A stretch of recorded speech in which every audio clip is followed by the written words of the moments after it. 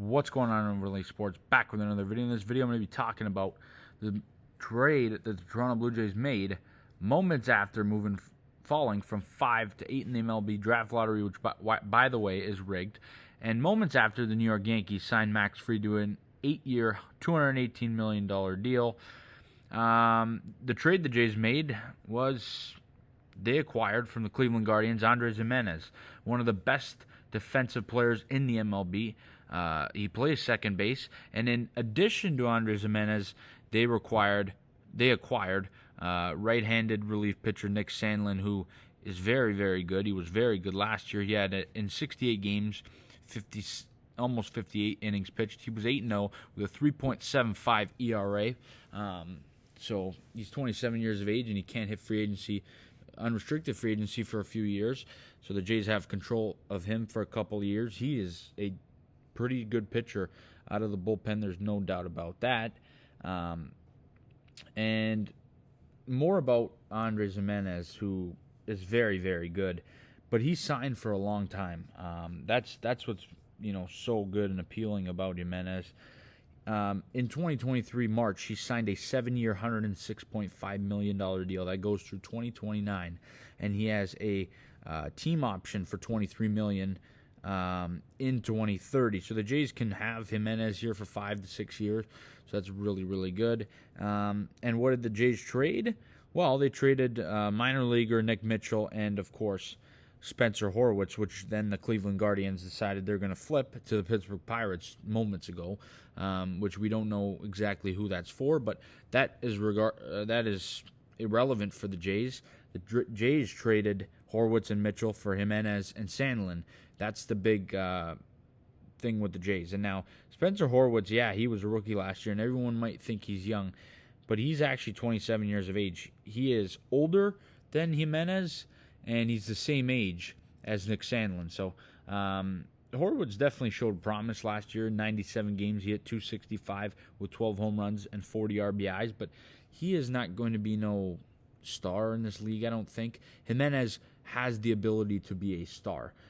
He's a very good player if he has an average, like a bad hitting year, but if he has a average to good hitting year, he is a star. Like his defense, he's a Gold Glove winner, a Platinum Glove winner. He is fantastic. There's no question about that. So it's very exciting to get a guy of Gimenez's caliber, who last season in 152 games, he's very reliable. He rarely strikes out. He puts the bat in the ball. He hit .252. Not a lot of power, but very good contact. He had 9 home runs with 63 RBIs. He, of course, even though he's 26 years of age, he has some playoff experience. Of course, last year he got a good amount of playoff experience as the Guardians went to the ALCS. He played in 10 games. He had 40 at-bats, 40 plate appearances, rather. And, he's been very reliable. He stays on the field. He's been pretty healthy over the course of the last 3 or 4 seasons.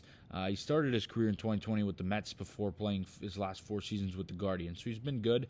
And his career best season, he's taken a bit of a dip in 2024, but his best season was in 2022. He hit .297, and he had 17 home runs and 70 RBIs. So obviously that power rate has gone down a little bit, but the strikeouts have obviously taken a dip, and he walks a decent amount. He's speedy as well. He had 30 stolen bases in each of the last 2 seasons to just 5 times being caught. So he's a pretty good hitter in terms of contact. He puts the bat on the ball, and I really like this signing for the Jays. I think Gimenez has the ability to potentially be a star. Not a superstar, but a star. He could play second base. He'll play short if you need him to, and I wonder if the Jays will experiment him at third base because there's a hole there, so I'm not sure exactly here what the plan is for the Jays, but the middle of their infield is very good with Bo Bichette and Andres Gimenez. I'm really excited. I like this trade. I think it was a move that the Jays had to make. They had to do something. They could not stand pat. They need to still go out and make moves. Corbin Burns would be an absolute, just a great move. It would be a franchise-moving move.